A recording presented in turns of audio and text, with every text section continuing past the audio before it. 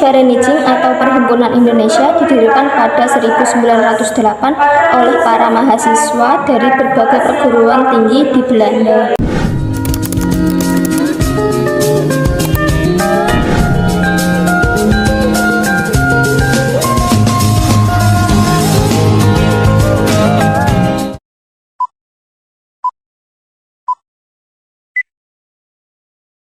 Assalamualaikum warahmatullahi wabarakatuh. Saya Mailani Nur Afifah dari kelas 10 DKV 2 nomor absen 27.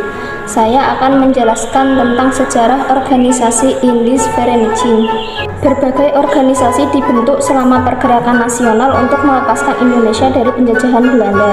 Indische Vereniging adalah salah satu dari banyak kelompok yang berusaha untuk mengakhiri penjajahan Belanda dan memberikan kemerdekaan kepada Indonesia. Pada awalnya, Perhimpunan Indonesia hanyalah sebuah organisasi sosial yang berupa membantu warga pribumi dan non-pribumi keturunan Indonesia di Belanda. Latar belakang berdirinya Perhimpunan Indonesia. Pada awal abad ke-20, belum ada perguruan tinggi dan universitas di Indonesia. Oleh karena itu, banyak lulusan sekolah menengah, AMS, HBS, dan lain-lain yang tidak memiliki pilihan untuk melanjutkan pendidikan ke jenjang lebih tinggi. Meski begitu, sebagian pelajar Indonesia dapat melanjutkan pendidikan ke Belanda, dilatar belakangi akan kebutuhan, akan wadah kebersamaan, dan tolong-menolong antar pelajar Indonesia di Belanda. Perhimpunan Indonesia pun dibentuk. Perhimpunan Indonesia didirikan oleh Sumitro, Sultan Pasajangan Suryapada, dan RM Noto Suroto. Selain itu, pembentukan Indische Vereniging atau Perhimpunan Indonesia juga tidak terlepas dari peran J.H. Abendanon yang selalu berupaya meningkatkan pendidikan pribumi Indonesia sejak sebelum tahun 1900-an. Pada 1916, J.H. Abendanon pun diangkat menjadi anggota kehormatan Perhimpunan Indonesia.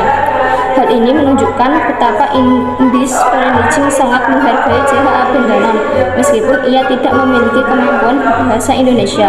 Pada awalnya, Perhimpunan Indonesia tidak memiliki tujuan politik atau perjuangan untuk kemerdekaan, melainkan semata untuk mempererat persahabatan antar pelajar Indonesia di Belanda. Sebagai sebuah perkumpulan mahasiswa, organisasi ini memiliki ciri khas yang berbeda dan lebih konkret. Namun, seiring berjalannya waktu, Perhimpunan Indonesia mulai terlibat dalam dunia politik dan perjuangan kemerdekaan Indonesia.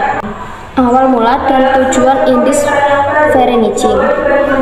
Mengutip dari buku Sejarah Pergerakan Nasional dari Budi Utomo sampai dengan pengakuan kedaulatan oleh Sudiyo dan kawan-kawan, organisasi Indische Vereniging atau Perhimpunan Indonesia yang didirikan pada tahun 1908 di Belanda oleh sekelompok mahasiswa Indonesia yang sedang mengajar pendidikan di sana.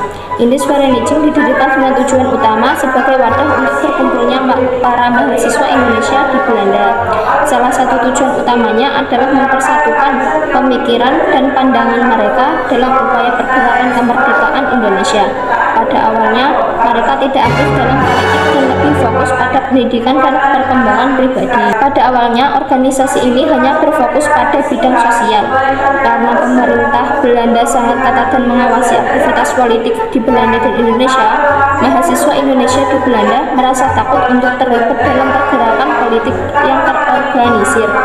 Pada tahun 1913, ketika tokoh pendiri Indische Party Douwes Daker dan Suwardi Surya Diningrat dibuang ke Belanda, organisasi Indische Vereniging mengubah arah tujuannya ke politik. Ini dapat dilihat dari 3 prinsip utama baru yang diadopsi oleh Indische Vereniging. 1. Indonesia harus dapat menentukan masa depannya sendiri. 2. Indonesia harus bergantung pada kemampuan dan kekuatannya sendiri. 3. Indonesia harus bersatu dalam menghadapi Belanda. Peran Indische Vereniging.